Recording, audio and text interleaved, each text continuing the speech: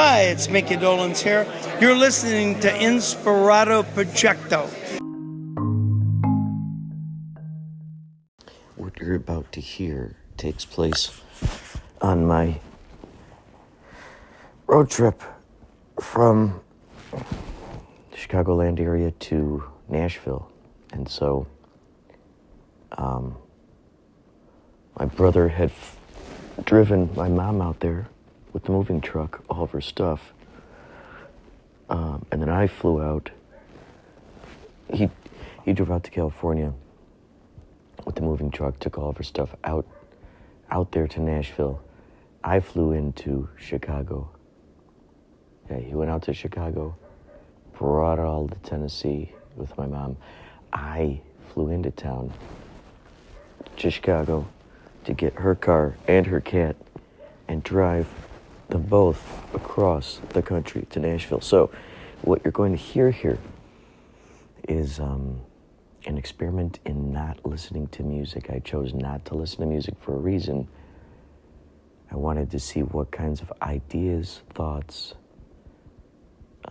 songs would just blast to my antenna while I was out there driving along, just me and the cat. So you'll hear a lot of synchronicities, a lot of revelations, and it's fun because you get to hear the synchronicities happen in real time, things that I previously talked about. Bam, all of a sudden, there they are.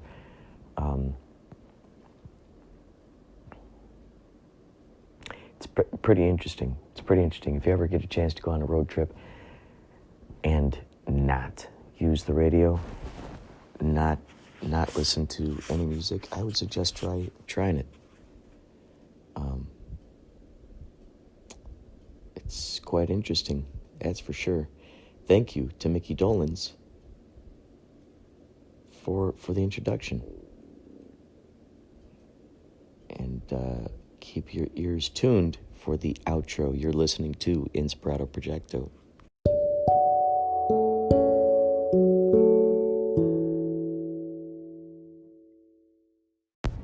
It is 11:12 a.m. I'm now in Indiana. Today is October 25th, continuing the road trip journey. In the last episode, I talked about visiting the Grants, which were some neighbors across the street from where I grew up at 321 Arrowhead in Carroll Stream. And I was talking about the synchronicities. Well, I just came across another synchronicity. This street that I just so happened to turn on is called Grant Avenue. Pretty cool. And on the way here, I was thinking about how during the song Africa, I turn into a werewolf. There's a split second there where I turn into this beast that I've become, something like that. That's when I become I turn into a werewolf. There's a great theory about that song Africa, that the song is about werewolves out there.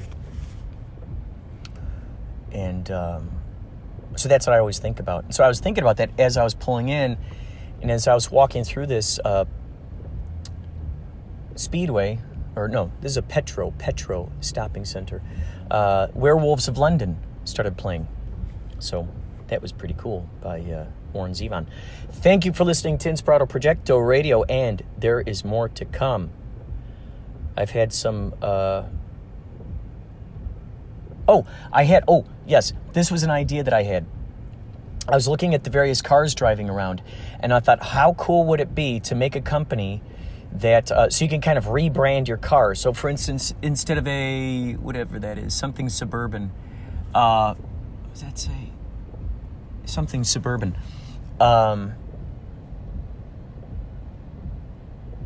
Which is great, because I just came from the suburbs. Something Suburban. What if you had a company that could make alternate, like whatever that is, let's say it's Mazda Suburban, I don't know, Honda Suburban. If you could change those nameplates on there, so you could just basically rebrand your car. So it could be called the Fireball Rocket, right? So Fireball in big letters, Fireball, and then little one, Rocket, as if that's the car company, the Rocket. So I thought that'd be pretty cool. So that way, if you had like a fleet of cars, if you had a whole bunch of different cars, you just call them whatever. Fireball, Rocket. Space Chaser, Rocket. galaxy investigator rockets. You know, that type of stuff. Anyway, more to come.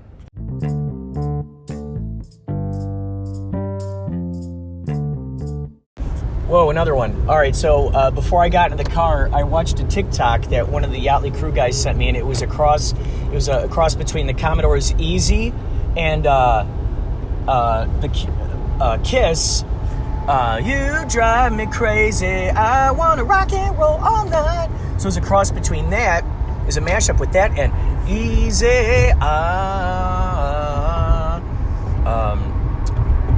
So I was just watching that, and now I'm going towards Indianapolis is Detroit. So I don't know if you remember, there was that movie called Detroit Rock City, I believe, which is about these kids trying to get their way to a Kiss concert. So I had to tell you about that one, because that's yet another miraculous synchronicity along this road trip. And you better believe that I will continue to keep spilling the beans on these synchronicities, baby.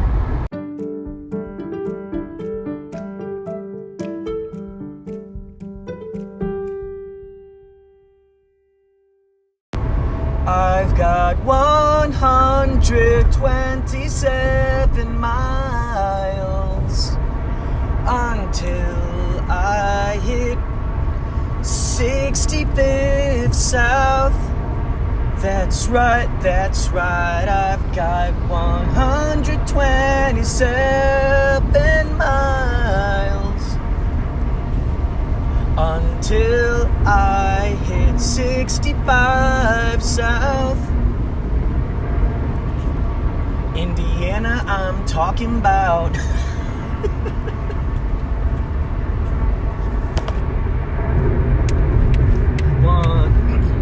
127 miles until I hit 65 South. It's raining outside, it's raining outside, it's slippery and it's wide. Oh, it's raining outside, it's raining outside. It's slippery and it's wide. Wide. I've got 125 miles until I hit 65 South. That's right. It's gonna be alright, it's gonna be okay. We're gonna make it there sometime today. Hey. It's gonna be alright, it's gonna be real good, it's gonna be real cool, it's gonna be okay.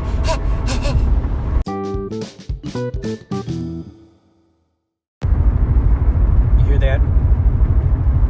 There's like a series of bumps on the freeway. Have you ever asked yourself, where does that toll money go on toll roads? Who gets that toll money? What is it used for? And why do we have to pay them? In the olden days, you had to pay a toll to the troll to pass the bridge so he wouldn't rip the arms out of your sockets. In this day and age, why do you pay the tolls? Is it just for the lulz?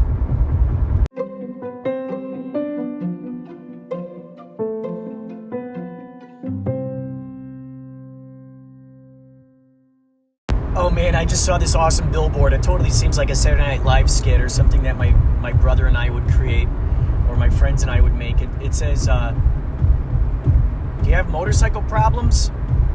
Call Mike with the bike. And then his phone number is up there.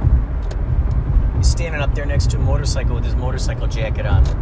So, next time you're out in Indiana, and you have motorcycle issues, make sure to look up Mike with the bike. We'll take care of you. Tell them Inspirado Projecto sent you.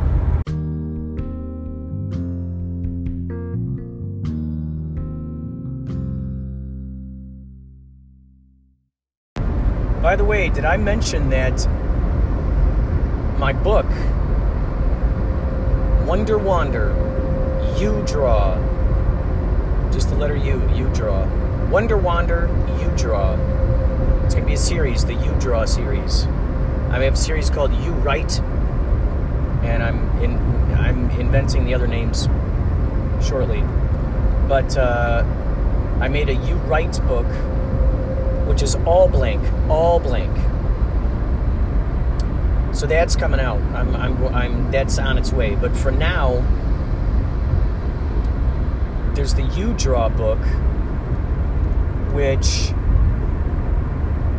has a lot of blank pages, and then a lot of different, like, how to draw segments, some philosophical stuff in there. There's a word search, connect the dots, fun stuff like that. It's an activity book, and I would say it's for all ages. If you're a little kid and you want to learn how to draw, there's some stuff in there how to draw. If you're an adult and you just want to doodle without overanalyzing, without trying to sort of compete with whoever you believe is the best artist that's rolling around in your brain, like adults are tend to do. It's like, oh, I can't draw. I'm no Salvador Dali. Oh no, I can't make music. I'm no Jimi Hendrix.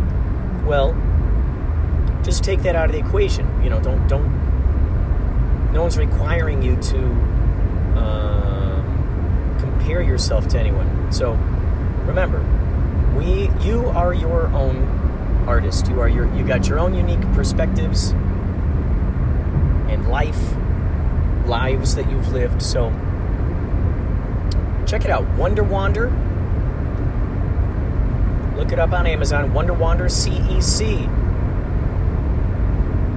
And if that doesn't work, look up Kurt Clendenin, CURT.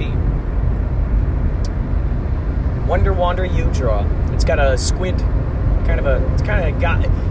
there's a guy on the front cover. He's got like these tentacles coming out of his head, and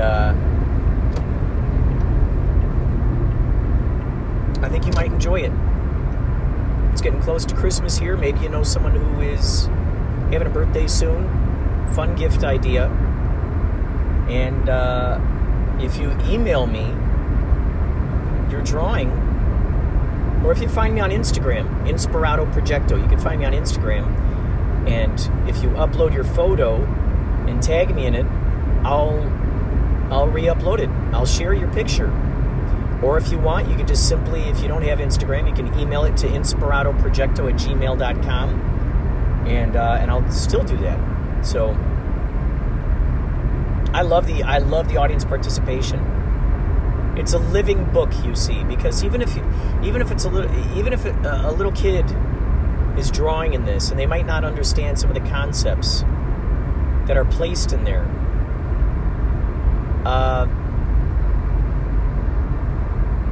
they will understand them later in life, just as the older adult, the adult will understand the concepts, and yet maybe they're sort of, they're not very adept in the drawing area. So it kind of helps out both. And plus, if you have little kids in your life, your sons, your daughters, your nieces, your nephews, or if you're a babysitter, it's a great way to collectively collaborate on something and to have a lot of fun with it. So check it out, Wonder Wander You Draw. Let me know what your thoughts are. By the way, you're listening to Inspirado Projecto.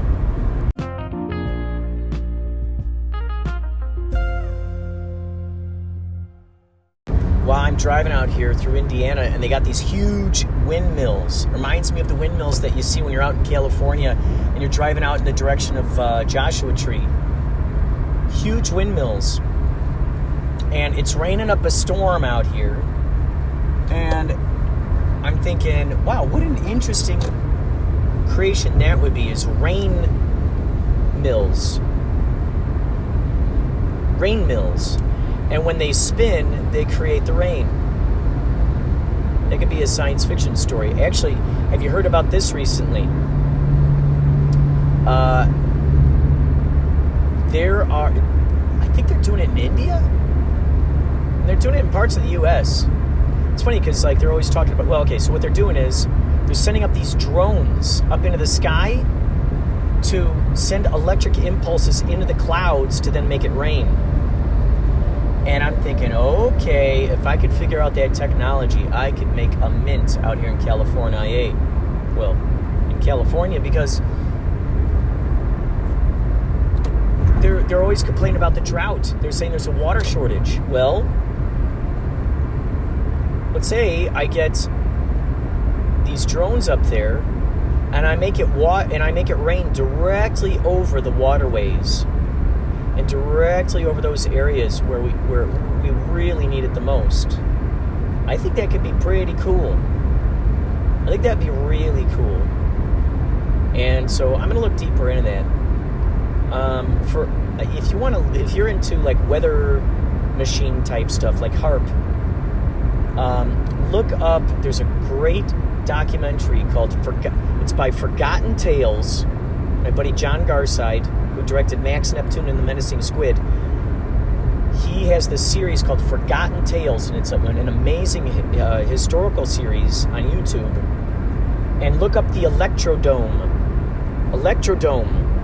That is where the HARP weather machine got their blueprints. They got their blueprints directly from the Electrodome. And those blueprints then went on to Russia, and they also went to Australia, and I think Japan even. So that's how all those other countries were able to build their weather machines too. So yeah, look up Forgotten Tales Electrodome, and go down the rabbit hole on that. You'll be very surprised to see. And along with that, I'm curious, what things that you have heard, for decades and decades that were labeled as conspiracy theories that you're actually now seeing come to light? What things are you noticing out there in the world that were previously labeled as conspiracy theories, and people were laughed at and thrown into insane asylums because they were called kooks? Oh, that's just a conspiracy theory. But then, there ends up being some secret CIA file that emerges, or you end up finding out, oh, that's actually true. What have you noticed lately coming true? I'd love to know. Also, to go along with that, have you apologized to your local conspiracy theorist who warned you of those things? Or perhaps you are that person. I think conspiracy theorist is just a derogatory term given to detectives and investigators. There are a lot of folks out there who love these crime shows. They love these crime shows out there. Can you imagine if any of those detectives and investigators were called conspiracy theorists?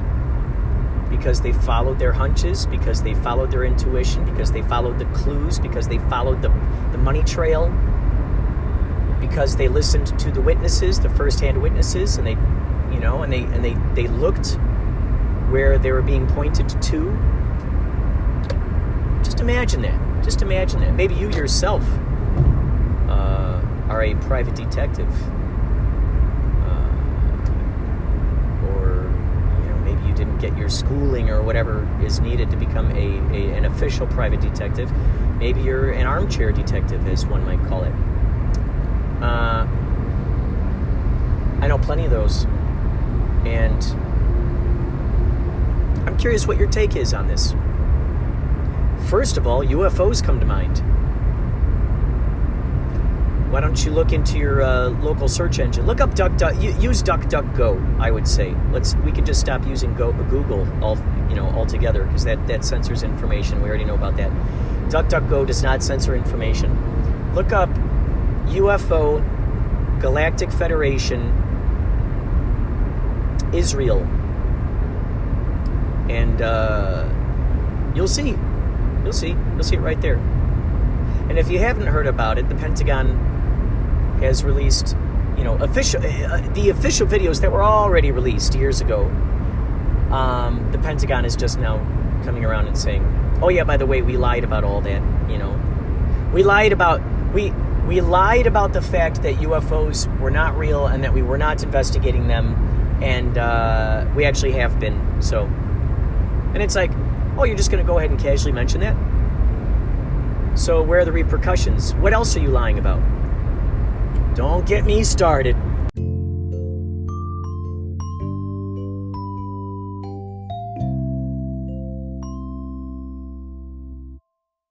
It is 1:49 p.m. I stopped at this gas station. I believe I'm still in Indianapolis, at a place called Luke. L-U-K-E. The U is yellow. The other letters are white. And their motto on the front says, "Serving You," the letter U. And the reason why I point this out is because, well, for two things. One thing is, I just mentioned to you in one of these other segments about my book, Wonder Wander, You Draw, letter U, D-R-A-W, You Draw. And the letter U is a pretty big deal to me in my world. So, and it says on the door, Luke Up. Luke Up. I love it. And then Luke, in terms of Luke Skywalker, which is funny because earlier I was thinking about at the Whiskey A Go-Go how we were standing outside, and I was talking to one of the guys who worked there, and as I was talking, Paulie starts going, he starts going, going like that as I'm talking. And then he stopped. I go, "Oh, no, do that again, Paulie." And he's going like this, and I'm going, "Luke, I am your father." And so I said, "Who's that an impression of?" And because earlier that day I had seen someone talk about how they would go up to a fan. Oh, he was a comedian who he was able to get Mark Hamill into his movie. And so the comedian walked in front of a fan, and he walked into it, and he was like, "Luke, I'm your father." I don't know if you've ever done that. Stood in front of a fan, and you can have it distort your voice. So that had popped into my brain when Paulie was doing it on my chest. It kind of reminded me of like a poor man's version of a fan. Whoa, wow. Look at that. We passed by fans. Maybe it was those fans that also reminded me of that. And I just didn't talk about it in the episode. Wow. Synchronicities. I'm so glad you're here with me for these. Thank you. Come on. Oh boy, I got to tell you about this one. I am right now driving behind a car. It's, let's see, what time is it? Maybe this makes a big difference here. 2:29 p.m. I'm driving behind a car that has the infinity symbol on it, which is another big deal to me, as is the letter U. This is called Difinity. D-I-F-I-N-I-T-I.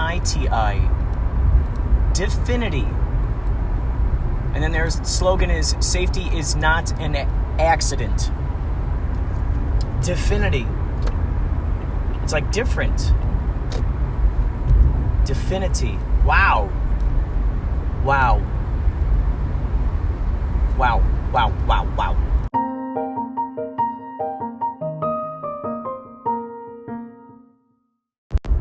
Have you seen the movie They Live? Many people, they call that a documentary, much like The Matrix. I was just thinking of an idea for a movie where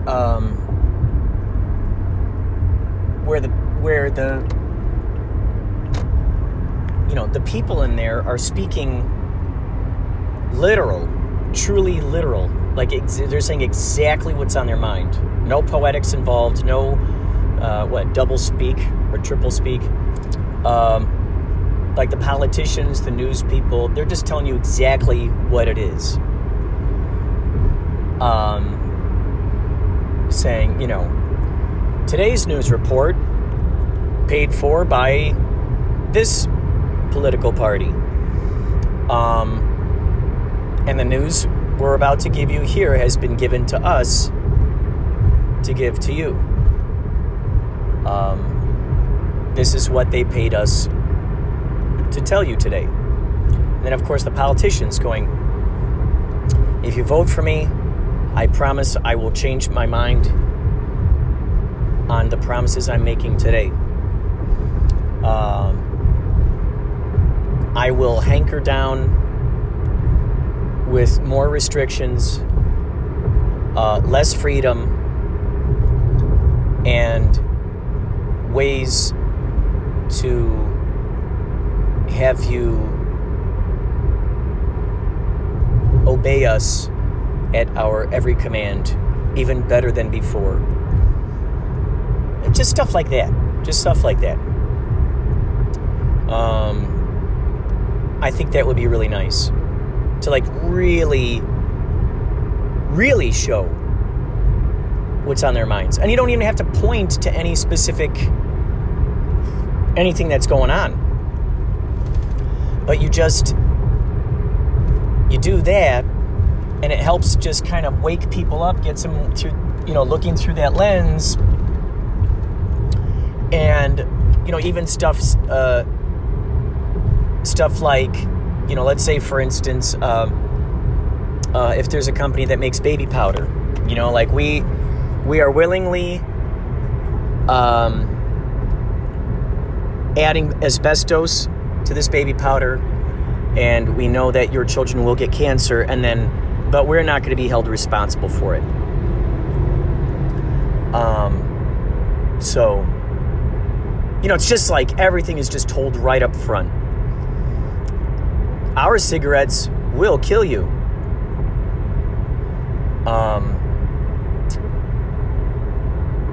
So be different than some of your other friends and die a lung cancer death.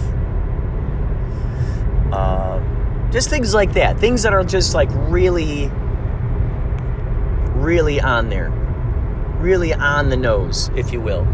On the KNOWS, if you will.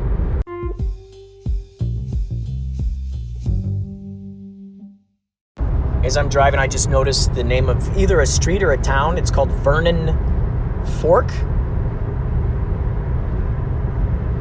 Why, hello, my name is Vernon Fork, and yes, I do own a fork shop. Our favorite motto is fork you. If you don't like our forks, then fork you. We engrave them, we make them, we customize them based on your imagination. And if what we make don't match up with your imagination, then fork you. Go somewhere else.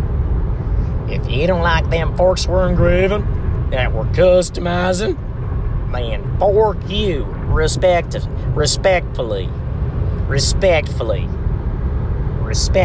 fork you. I'm Vernon Fork, and that's my message. Okay, if you're a screenwriter and you use this idea, please include me in on it. I want to brainstorm with you on this idea. I just saw a huge sign for Adventure Park, and it's the only underground park. I love that. What if these kids come on down to the Adventure Park? It's 1,000 feet below. Come on down to the Adventure Park. Who really knows what you're gonna find? So I had this idea about Adventure Park. What if we got a premise for a movie called, it's called Adventure Park. And it's about these kids, or anybody, who find a secret. I've never been to Adventure Park, so I don't really know what that's like. But let's say after all these years, some secret special area erodes just enough to open up a cavern to the center of the earth, to where the Lemurians, the Atlanteans, the Telosians, the Agarthans, that whole Agarthan network that's down there, and they just traveled. They just keep going. They just keep going. You know, maybe the people who find this place. Ooh, how about this? How about this? It could be a family of little people that find it. This way we can give them more jobs. My friend Jo Osmond, who's a stunt woman, would be perfect. She and her husband, they're both stunt people. And so you got, you know, it's a woman or her husband, maybe his brother, his brother's wife, her, her brother, his wife, maybe another uncle, you know, maybe grandpa, a family of them. And only they are small enough to fit into this place. So maybe people think they go missing, but they didn't necessarily go missing. They just went exploring further into the deep depths of the adventure park. How about that? It just popped in my brain. Oh my gosh, that would be awesome. Wow. I love it. And then maybe they end up brainstorming with these folks on how to save humanity. Ooh. And maybe they've been building a ship down underground to fly somewhere. Or maybe they have a device that digs further deep in there. Who knows? So, that's it. Come on out to the adventure park. Don't you think it's fun? Come out to the adventure park. We're 1,000 feet below. I bet you didn't know. Something like that.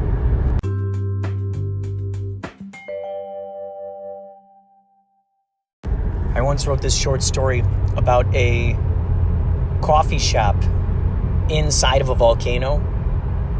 And there are all these tours that go on, you know, and there's a coffee shop in there. And the big selling point is that the coffee is made from real lava. Made with lava.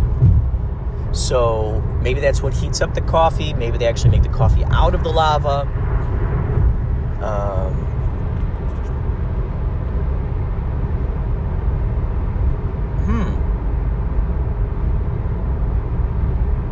What if, and I called it Volcano Coffee. Maybe that's the little name of the coffee shop.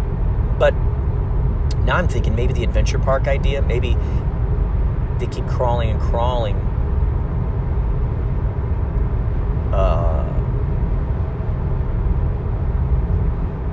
Maybe there's a place underneath the volcano. I don't know.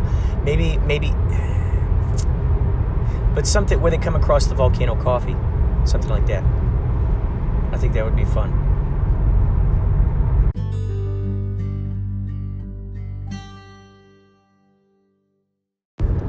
I'm driving beneath an awesome bridge right now on 31 South. Wow, it's like a beige color.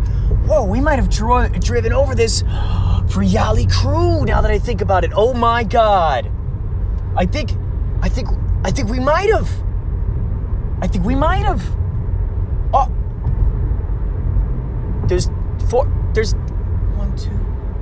big bridges like this. Oh my God, this is amazing. We're going over this big water. Oh man. So this idea for a character, could be a superhero, could be a villain, called the Crier. And this person can just cry on cue. Like I'm talking crocodile tears. And when they cry, everyone who can see them and hear them just starts bawling, just breaks down crying. And that just popped into my brain. Be an interesting superpower.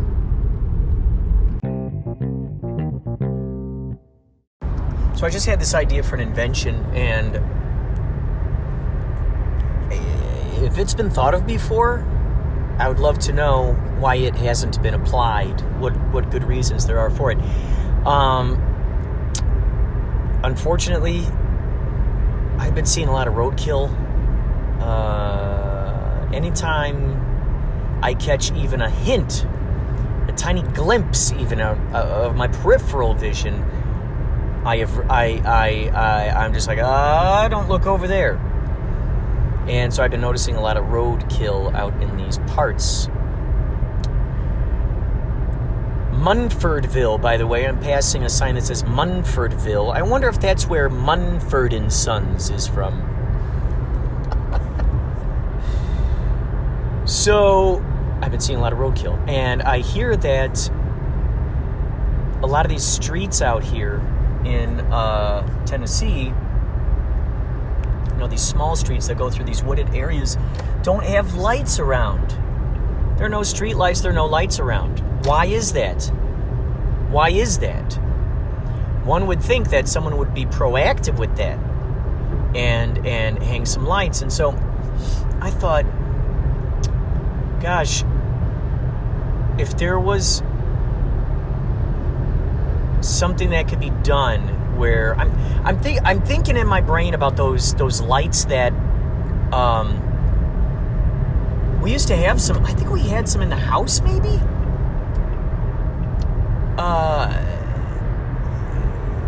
And outside, they got outside ones, but lights that you can just they basically power all day.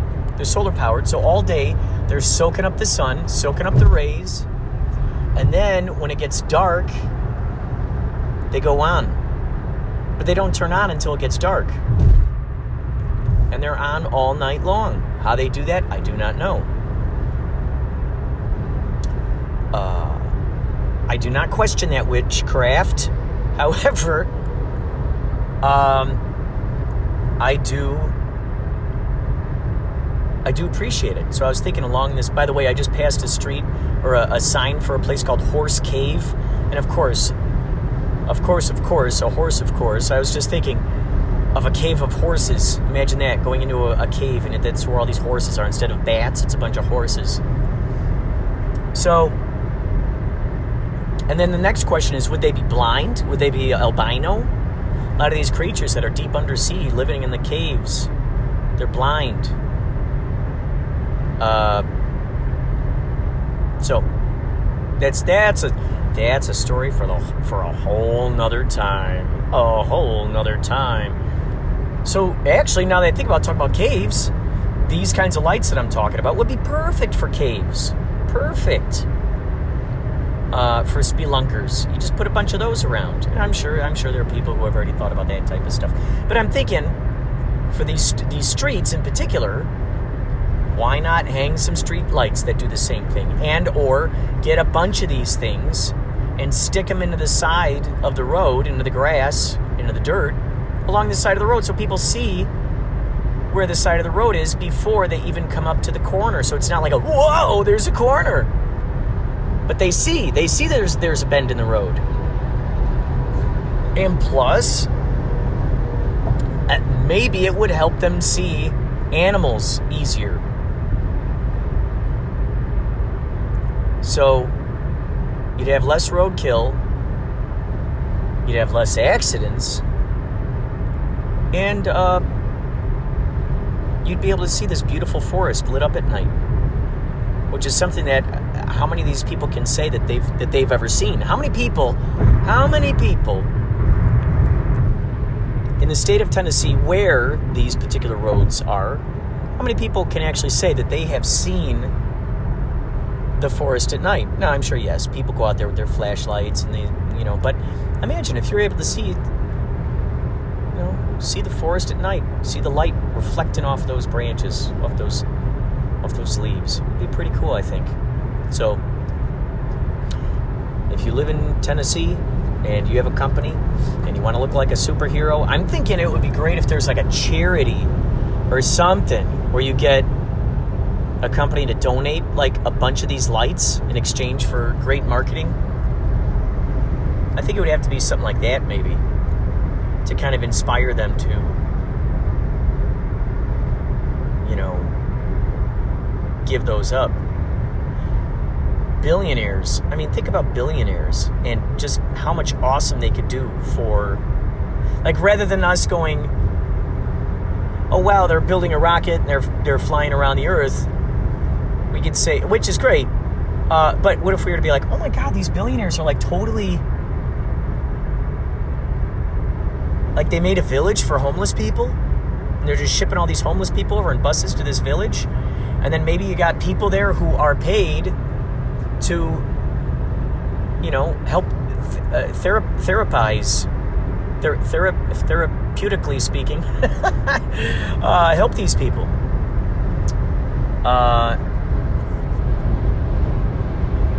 Or the VA hospitals could really use them.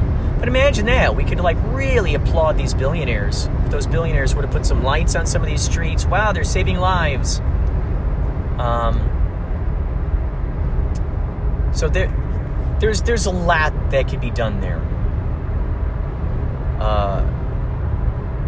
Heck, you could even make a movie about it. Let's say you make a movie and then you put some lighting company, some specific company that does that type of thing, that makes them very inexpensively, makes the lights very inexpensively, and that way it's not going to be a huge cost to them. But you go, guess what? We'll make a movie about someone who does this. We'll use your lights, and then we'll, maybe that's what happens then. Those people looks like, wow, they use our lights. You plant the seed in their ideas. A lot of people get ideas from the media that they're watching and that they're listening to. That's where they get a lot of these ideas from. That's why a lot of these scientists became scientists, because they read science fiction. They read H.G. Wells, Ray Bradbury, Niven, a lot of these great guys, Orson Scott Card, and they wanted to see those things happen, to help usher those things into fruition, into manifestation. Here I was just talking about horses that are whites, that are albino, and they just have, like they're blind. I'm looking over here, and here's a completely white school bus. I don't think I've ever seen a completely white school bus. So now, of course, that's making me think: was this school bus kept in a cave? And is the driver blind? Maybe instead of lights on this bus, maybe it moves with sonar. Wouldn't that be interesting? Ooh. Now there's an invention: sonar capable cars. Ooh. Something to think about. Something to think about. It's busing R&R harvesting. It's busing a whole bunch of sleepy people in there. Maybe they're strawberry workers. Harvesting. What are they harvesting? That's something that's curious, huh? What are they harvesting? By the way, there's an app called the CE5 app. It's developed by Dr. Stephen Greer. And if you got the Gaia Network, there's a great series on there with Dr. Stephen Greer. Stephen Greer created the CE5. CE5 is Close Encounter of the Fifth Kind, which is intentional UFO manifestation. I am itching to use the CE5 protocol. I downloaded the app. I've got it. And people all over the world have been using that app to bring about UFO sightings. Groups of 10, 20, 30 people going out there, and they're putting out the intention of seeing these UFOs. Sometimes people get freaked out because the UFOs get so close, and they were not intending that close. So the UFO, the extraterrestrials will go as close to you as you are, the more you are willing to accept them. Much like any human being, right? You feel safer around those who accept you. So usually, unless you're born without that filter of knowing whether, without that ability of reading the room, so to speak. So that's my 2 cents, or perhaps 5 cents about the CE5. You're listening to Inspirado Projecto.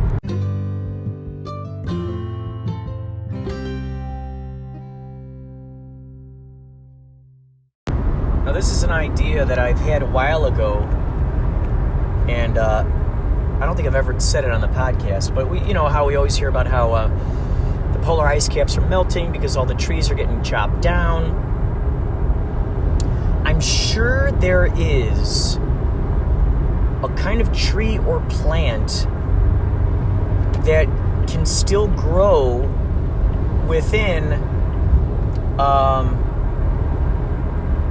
extreme cold conditions. What that is, I don't know. However, I'm putting it out there that something like that exists. There's got to be. I mean, if there are fish that are born in oceans where lava sprouts out from underneath the depths, and these fish, don't get burned. If something like that exists, then certainly there are trees and plants that and I'm just driving right now, so I can't. I'm not going to look it up. However, I was thinking, what if on these icebergs we get helicopters or airplanes or from ships, whatever is out there. They fly over the icebergs, and they kind of like what I'm getting the image in my brain of, like when there are fires out there, and then the airplanes fly overhead and they disperse all that like sand, all the sand. Well, maybe there's something like that where they disperse all these seeds, like a crop duster, and they crop dust the icebergs. So now you got these seeds. I thought about this more than 10 years ago. Probably 15 years ago. Because some kid was talking about the polar ice caps melting in a class I was substitute teaching. So we crop dust these icebergs. We go over all of them, and we drop these seeds for plants that grow with cold ice.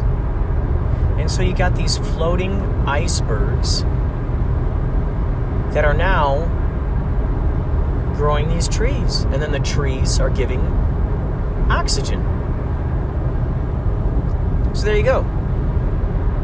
So rather than, let's say, the Antarctic, if they're truly depending on the trees that we have here, well, then we'll just give them trees there. Very simple. Give them trees. So let me know what your thoughts are. Please. I was just thinking about the idea that our voice is an instrument. And I remember when I went to Columbia College, they were talking about that. Your voice is an instrument. And so if that's the case, I thought to myself, what if we were to intentionally play our song, our orchestra, in such a melodious way, in such an orchestral,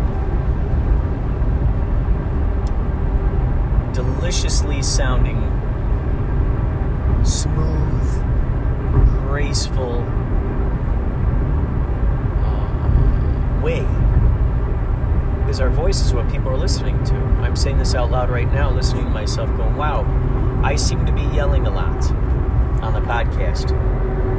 I think that's for a few reasons. Number one, I grew up as a short guy, so a lot of my friends were taller, so I had to talk much louder for people to hear me. Two, I would find myself, if I was not being heard, like not just, oh, what did you just say? But like just not heard, I would speak louder to make sure that they heard me. And then the other thing is, after joining Yachtly Crew, I think I'm finding myself talk louder because I'm standing next to the drums, those loud drums, and maybe I'm not aware of just how loud I truly am. Also, I'm from a theater background where when we talked, we had to hit the back of the theater. We had to make sure everyone heard us. If you ever notice with opera singers, they don't use microphones. They hit the back of the theater, don't they? So I've been out of touch with using my diaphragm when talking. However, maybe this is my message to myself right now to start using my diaphragm more often to talk. So what if we used our voices each and every day in each and every way to, if our dialogue were an orchestra, where it was pleasant for people to hear, where we weren't just talking just to hear ourselves talk, or talking just to get our point across, or opinion across, or making certain that, oh, I can't wait till I say this because this will really astonish them. But really going, here's the thing I'm presenting to you. Here's the thing I'm given. As it's been said, like for instance, if we look in the Bible, it says the Word was God. The Word was with God. So the Word is God. Spellcasting, we've heard about it all the time. The Word. Boom. It's why hypnotists are so good at what they do. They've figured out the words that program the brain. Words program the brain. Let's remember that. So that's why it's important what kind of media we ingest through our ears. We have two mouths, and they're on the side of our heads. Two mouths for digesting on the side of our head. It's pretty interesting.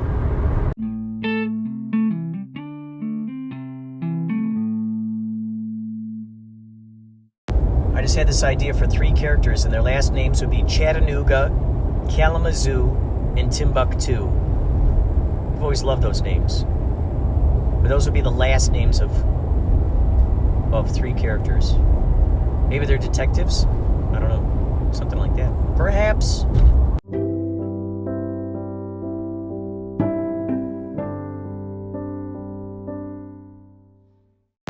Whoa, okay. I was just thinking about Tommy's music. I was thinking about the fact that I did the album art for the cover for his song Desiree, which is about his girlfriend Desiree.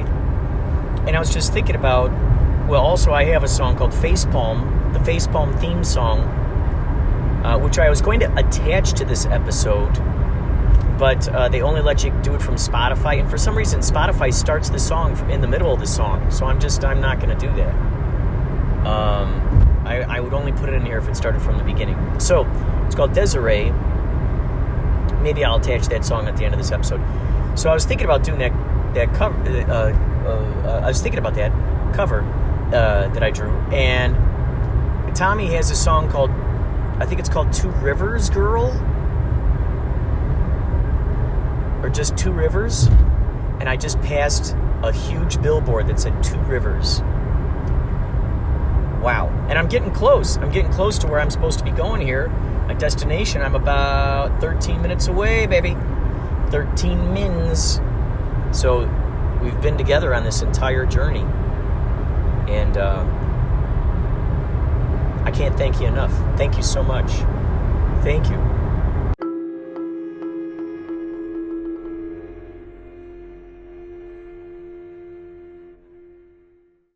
Whoa, I just thought of another rivers-related thing that had to do with two rivers.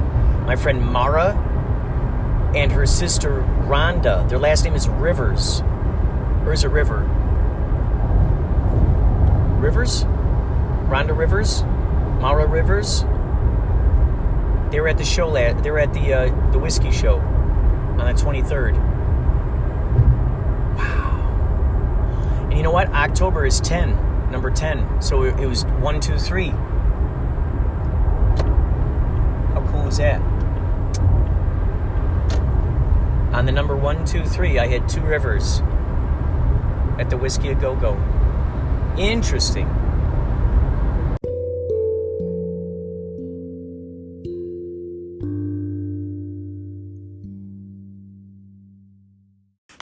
Thank you for listening to this episode.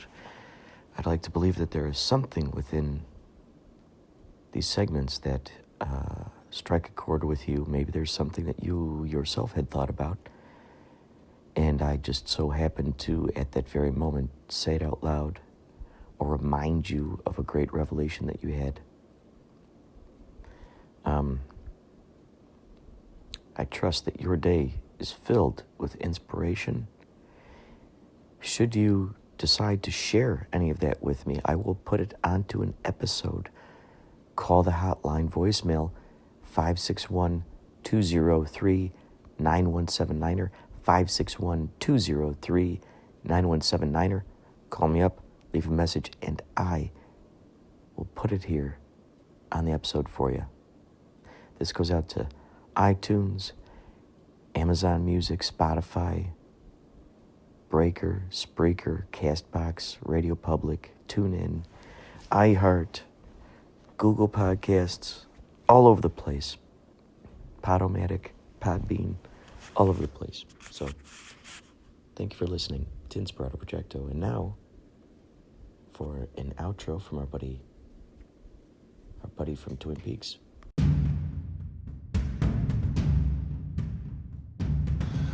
Hi, this is Jay Ossing from Twin Peaks The Return. You're listening to Inspirado Projecto.